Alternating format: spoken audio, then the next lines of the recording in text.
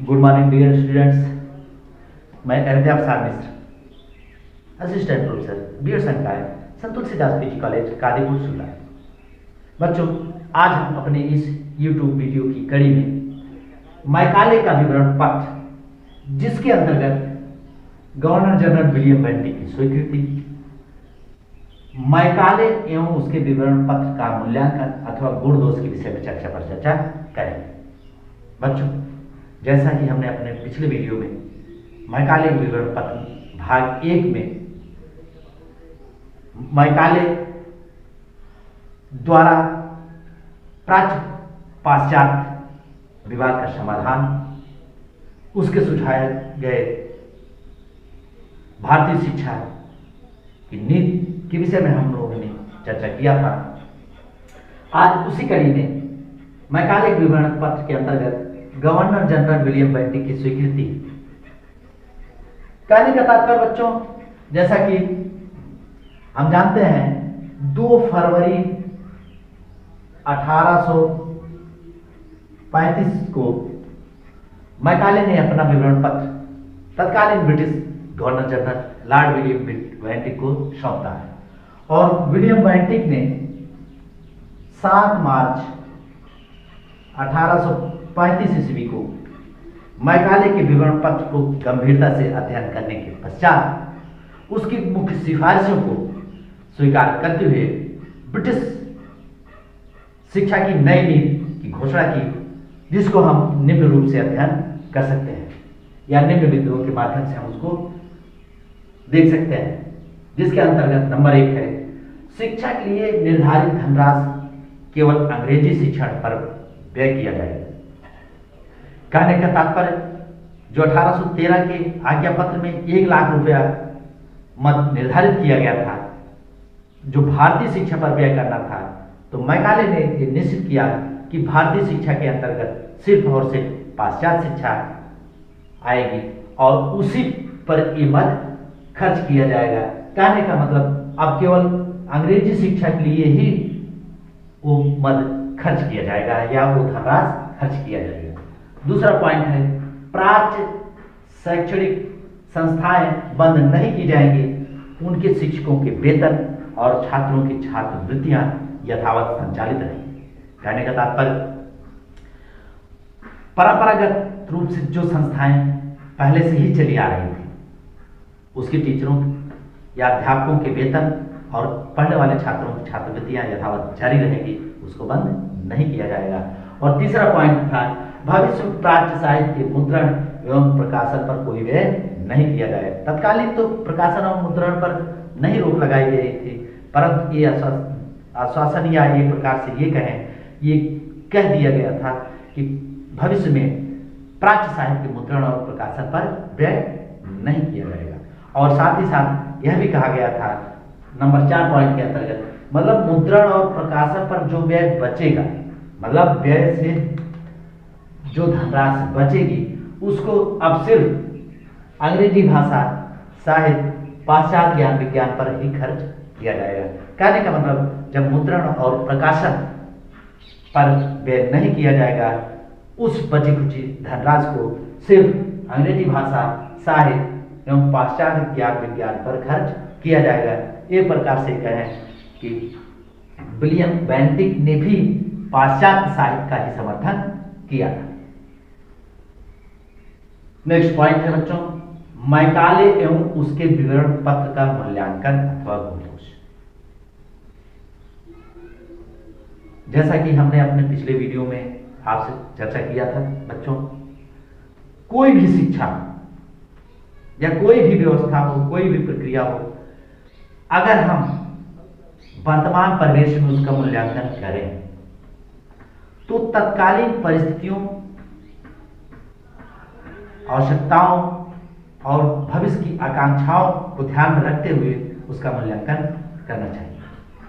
तो तत्कालीन परिस्थितियों में अगर हम उसका मूल्यांकन करें तो उसमें कई दोष गुण परिलक्षित होते हैं, जिसे हम मेरिट, अच्छाइयां और कमियां के नाम से भी जानते हैं। तो सर्वप्रथम हम मैकाले का मूल्यांकन करेंगे। बच्चों, लॉर्ड मैकाले देखा जाए तो अंग्रेजी साहित्य का प्रकांड विद्वान था, एक कुशल वक्ता, प्रख्यात लेखक, दार्शनिक और कानूनविद था। वो भारत में पाश्चात्य ज्ञान विज्ञान, साहित्य, भाषा का समर्थन कर रहा था, पर उसकी अच्छाई ये थी कि जो 20 वर्षों से चला आ रहा विवाद था उसको तर्कपूर्ण ढंग से समाधान किया और साथ ही साथ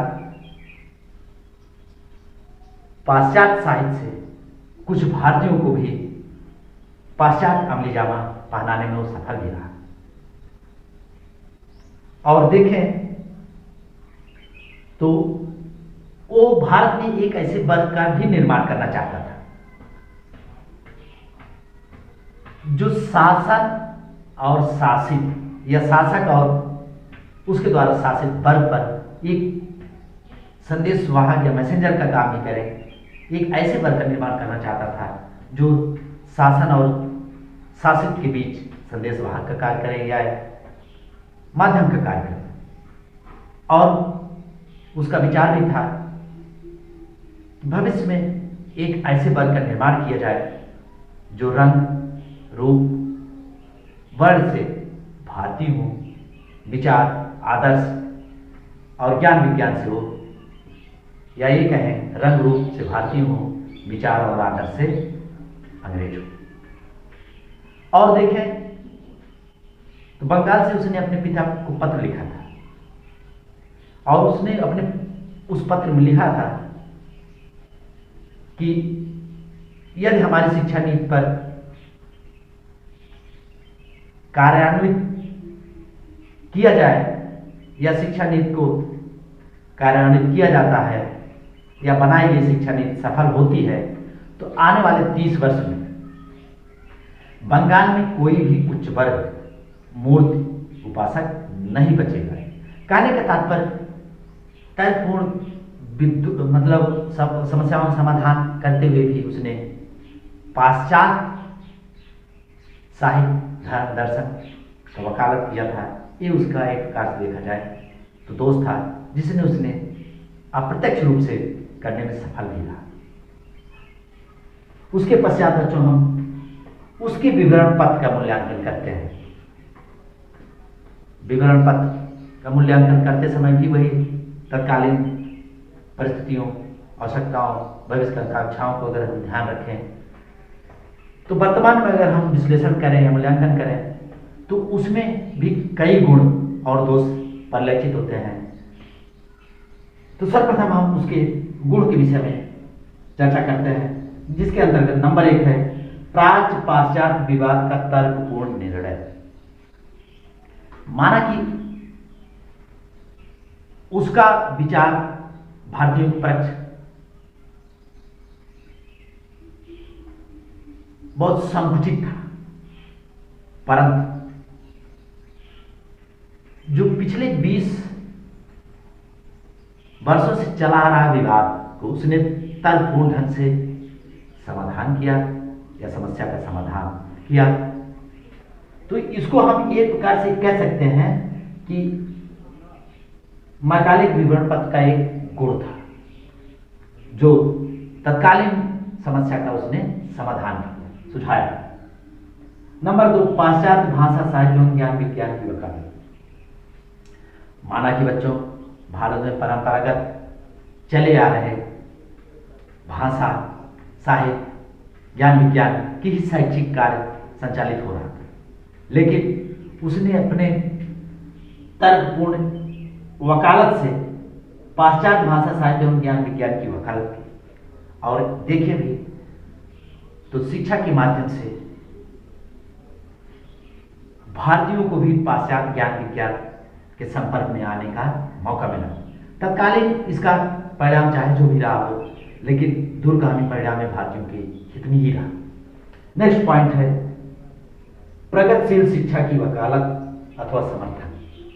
बच्चों मैकाले ने पाश्चात्य ज्ञान विज्ञान भाषा साहित्य के अंतर्गत एक प्रगतिशील शिक्षा की वकालत की, क्योंकि भारत में जो शिक्षा परंपरागत रूप से संचालित हो रही थी या संचालित होते आ रही थी, उसमें देखा जाए तो अनेक रूढ़ियां थी। उन रूढ़ियों को दूर करने के लिए स्वाभाविक सी बात है प्रगतिशील शिक्षा की परिकल्पना होनी भी चाहिए, और उसने किया। और इसी का प्रभाव रहा कि भारतीय पाश्चात्य साहित्य और विज्ञान से लाभान्वित भी हुए, जिसका दूरगामी परिणाम भारतीयों के लिए भी अच्छा रहा, जो मैकाले विवरण पत्र का एक मेरिट या गुण कह सकते हैं। नेक्स्ट था शिक्षा क्षेत्र में धार्मिक तटस्थता की। वैसे अगर हम वैदिक काल, बौद्ध काल और मुस्लिम काल की शिक्षण व्यवस्था के बारे में अगर देखें तो वैदिक गुरुकुलों में या वैदिक कालीन शिक्षण संस्थाओं में हिंदू धर्म, मठों और विहारों में बौद्ध धर्म, मकतबों और मदरसों में मुस्लिम धर्म, दर्शन, साहित्य की शिक्षा दी जा रही थी। एक प्रकार से देखा जाए तो शैक्षणिक संस्थाओं के लिए ये अच्छा कार्य नहीं कह सकते हैं, क्योंकि शैक्षणिक संस्थाओं का कार्य धार्मिक मतभेद को बढ़ाना ही नहीं, अर्थात समभाव या सद्भाव को विकसित करना होता है। मैकाले ने शैक्षणिक संस्थाओं में धार्मिक तटस्थता की नीति अपनाई, अर्थात कहने का तात्पर्य उस समय भी ईसाई मिशनरियों द्वारा भी धार्मिक शिक्षा दी जा रही थी, लेकिन मैकाले शिक्षा नीति में ये था या विवरण पत्र में ये था कि धार्मिक तटस्थता की नीति अपनाई जाए। कहने का तात्पर्य जो शैक्षणिक संस्थाएं बनाई जाएं या स्थापित की जाए उसमें किसी भी प्रकार किसी भी धर्म को संरक्षण न प्रदान किया जाए। जो देखा जाए तो एक प्रकार से ये भारतीयों के हित में भी था। नेक्स्ट गुण है पाश्चात्य शिक्षा के प्रभाव के कारण भारतीयों में राजनीतिक चेतना का जागरण।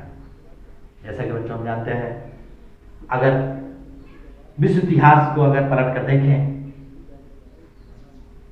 पाश्चात्य देशों अमेरिका, फ्रांस, जर्मनी आदि देशों में पाश्चात्य शिक्षा के कारण ही राजनीतिक चेतना या राजनीतिक जागरण के रूप में सामने आता है। तो भारतीयों में अगर देखा जाए पाश्चात्य शिक्षा के प्रभाव के कारण ही जो भारतीयों में राजनीतिक चेतना का जागरण होता है वो पाश्चात्य शिक्षा का ही प्रभाव था, जिसके अंतर्गत जो लोकतंत्र का एक आधार स्तंभ भी कहा जा सकता है, समानता, स्वतंत्रता और बंधुत्व की भावना का विकास अगर देखें पाश्चात्य शिक्षा का ही सबसे ज्यादा प्रभाव है, जबकि माना वैदिक कालीन या भारतीय शिक्षा का जो एक घोषणा कहें या ये कहें जयकारा लगाया जाता था विश्व बंधुत्व की भावना का विकास या विश्व बंधुत्व के कल्याण की कामना की जाती थी, वो भारतीय मनीषियों की देन है या ये कहें प्राचीन भारतीय शिक्षा की देन है। फिर भी आधुनिक लोकतंत्र का आधार स्तंभ समानता, स्वतंत्रता, बंधुत्व की भावना का विकास पाश्चात्य शिक्षा के कारण ही भारतीयों में जागृत हुआ। ये मैकाले विवरण पत्र की गुण थे। अब हम मैकाले विवरण पत्र के दोष या डिमेरिट के बारे में चर्चा करेंगे। डिमेरिट या दोष या कमियां अगर देखें, गहराई से अध्ययन करें तो मैकाले विवरण पत्र में अच्छाइयां थीं, लेकिन उससे कई गुना कमियां या दोष भी परिलक्षित होती हैं, जिसके अंतर्गत हम नंबर 1 पॉइंट के रूप में पढ़ेंगे 1813 के आज्ञा पत्र की धारा 43 की पक्षपात व्याख्या है।